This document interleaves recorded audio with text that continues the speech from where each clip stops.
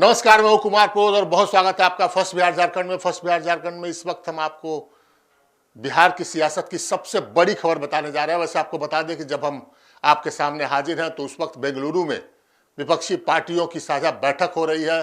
सोनिया गांधी ने डिनर दिया है और वहां पर बिहार के जो महागठबंधन के नेता हैं, नीतीश कुमार हैं, लालू प्रसाद यादव है, तेजस्वी प्रसाद यादव हैं, वो वहां पर मौजूद हैं। लेकिन दूसरे कैंप की सबसे बड़ी खबर हम आपको बताने जा रहे हैं। हम बात पता करने जा रहे हैं एनडीए की, और एनडीए में सबसे ज्यादा निगाहें, सबसे ज्यादा चर्चा जिस बात पर थी उसका निपटारा हो चुका है।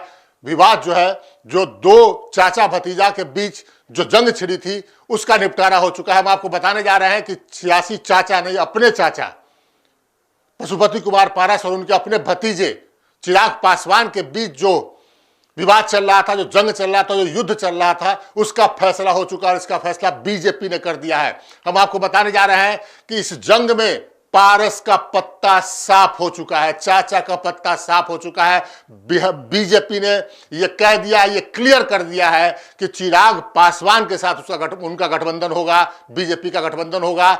और इसके बाद चाचा पारस के कैंप में भगदड़ की स्थिति मच गई है। यह सबसे बड़ी खबर हम आपको बताने जा रहे हैं आपको कि कई राउंड की बातचीत बीजेपी की चिराग पासवान से हुई। बीजेपी कई नेता चिराग पासवान से बात कर चुके थे। नित्यानंद राय कई बार चिराग पासवान से मिल चुके थे। नित्यानंद राय पशुपति कुमार पारस से मिले थे और उनको कहा था कि आपसे भतीजे के साथ आ जाइए, लेकिन पशुपति कुमार पारस ने आउटराइटली पूरी तरीके से रिजेक्ट कर दिया था, किसी सूरत में भतीजे के साथ दोस्ती नहीं होगी।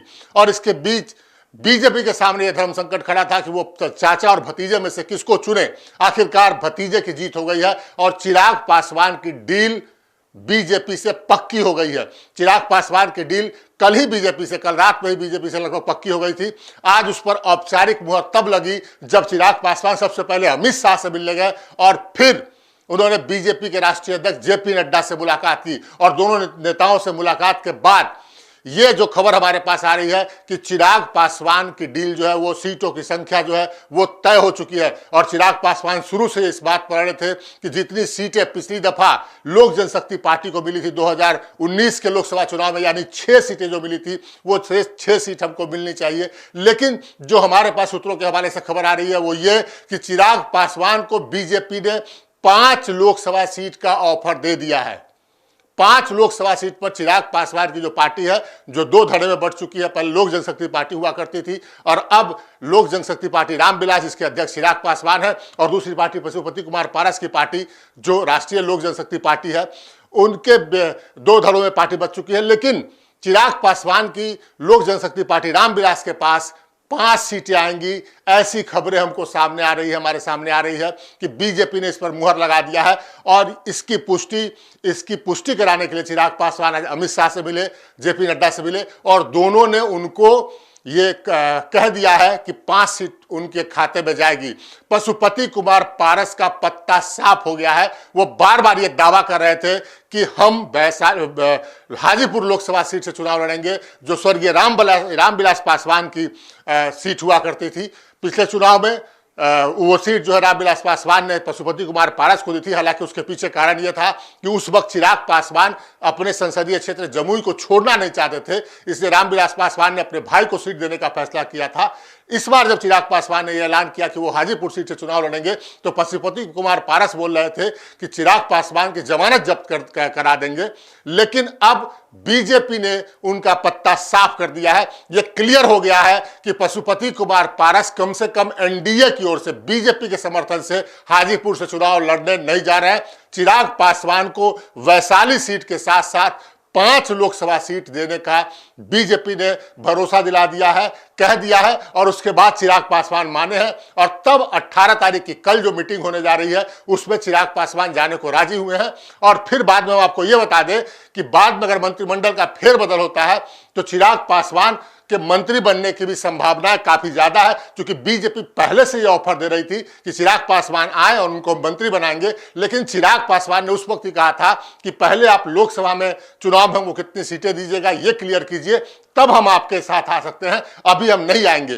तो अगले जो मंत्रिमंडल का विस्तार संभावित है उसमें पशुपति कुमार पारस का पत्ता साफ हो सकता है। लेकिन फिलहाल वो तो बात की चीज है। फिलहाल अगले लोकसभा चुनाव में जो सीटों का तालमेल हो रहा है उसमें पशुपति कुमार पारस का पत्ता साफ हो चुका है। और खतरा सबसे बड़ा यह है कि पशुपति कुमार पारस के कैंप में जो सांसद हैं उनका भी पत्ता साफ होने जा रहा है। और तभी पशुपति कुमार पारस के कैंप में भगदड़ मच गई है। हम आपको बता दें कि सबसे बड़ी खबर यह है कि वैशाली की जो सांसद वीणा देवी हैं, जो जब लोजपा में जब बिखरा हुआ था, टूट हुआ था, तो वीणा देवी ने चिराग पासवान को छोड़कर पशुपति कुमार पारस का दामन थाम लिया था। आज जैसे ही चिराग पासवान अमित शाह से मिलकर आए, वीणा देवी सबसे पहले अपनी बेटी कोमल सिंह के साथ चिराग पासवान के घर पर जा पहुंची और चिराग पासवान से मुलाकात की। हमको जो लोजपा सूत्रों से, लोजपा रामविलास यानी चिराग पासवान की पार्टी के सूत्रों से जो जानकारी मिल रही है वो ये है कि वीणा देवी बिना शर्त चिराग पासवान की पार्टी में शामिल होने को तैयार हैं। दूसरे कई और जो सांसद हैं वो भी चिराग पासवान की पार्टी में आने को तैयार हैं, लेकिन चिराग पासवान उनको भाव नहीं दे रहे हैं। हमें जो खबर मिल रही है वो खगड़िया सांसद जो महबूब अली कैसर है वो भी तैयार है चिराग पासवान के पार्टी में जाने को। सूरज भान तो पहले ही स्पष्ट कर चुके थे कि ना वो पारस के साथ है, ना वो चिराग के साथ है, वो बीजेपी जिसके साथ रहेगी उसके साथ है। तो भगदड़ की स्थिति है और पारस कैंप में। और पारस के साथ साथ उनके भतीजे प्रिंस राज जो कि समस्तीपुर से सांसद है, दोनों का पत्ता साफ होना तय हो गया है। क्योंकि चिराग पासवान ने यह तय कर लिया है कि उनकी पीठ में जिस तरीके से छुरा घोंपा गया, उस हालत में वो पशुपति कुमार पारस और अपने चचेरे भाई प्रिंस राज को किसी सूरत में बर्दाश्त नहीं करेंगे। और जो जानकारी मिल रही है, समस्तीपुर सीट फिर से चिराग पासवान के पास जाएगी और चिराग पासवान के पास नया उम्मीदवार भी वहां से तैयार है। उस उम्मीदवार का नाम जो कौन सा उम्मीदवार होगा चिराग पासवान की पार्टी का, यह भी लगातार चर्चा हो रही है। लेकिन फिलहाल चूंकि इसकी पुष्टि नहीं हो रही है, हम नाम इसलिए नहीं बता रहे, लेकिन पारस के कैंप में भगदड़ मच गई है।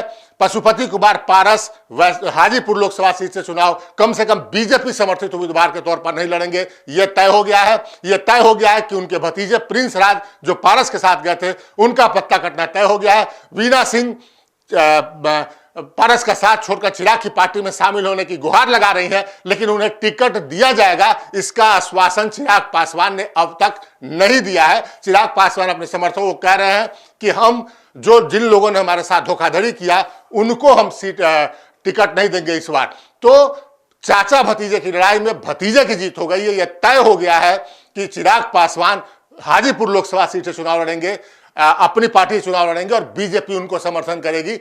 पारस न केवल लोकसभा सीट वो गवाएंगे अगले चुनाव में, बल्कि मंत्रिमंडल से भी उनकी छुट्टी हो सकती है। और उनके कैंप में जो 5 सांसद गए थे, हम बता दें उनका नाम, पशुपति कुमार पारस खुद सांसद, उनके भतीजे प्रिंस राज जो स्वर्गीय रामचंद्र पासवान के बेटे हैं वो सांसद प्रिंस राज जो समस्तीपुर सांसद हैं। इसके अलावा नवादा सांसद चंदन सिंह जो सूरज भान के भाई हैं। इसके अलावा वीणा सिंह जो कि वैशाली सांसद है और इसके साथ साथ महबूब अली कैसर जो कि खगड़िया सांसद है।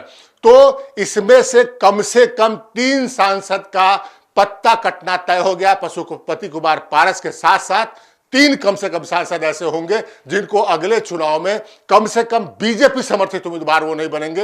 वो पाला बदलकर महागठबंधन की ओर चले जाएं तो वो अलग बात है, वहां से कहीं कोई संभावना दिख जाए। लेकिन चाचा भतीजे की लड़ाई में चिराग जीत गए हैं, भतीजा की जीत हो गई है और पशुपति कुमार पारस का पत्ता साफ हो गया है। ये इस वक्त की सबसे बड़ी खबर थी जो अब आपके सामने लेकर आए हैं। आगे ऐसे आपको अपडेट देते रहेंगे, बने रहिएगा हमारे साथ। फिलहाल दीजिए इजाजत, नमस्कार।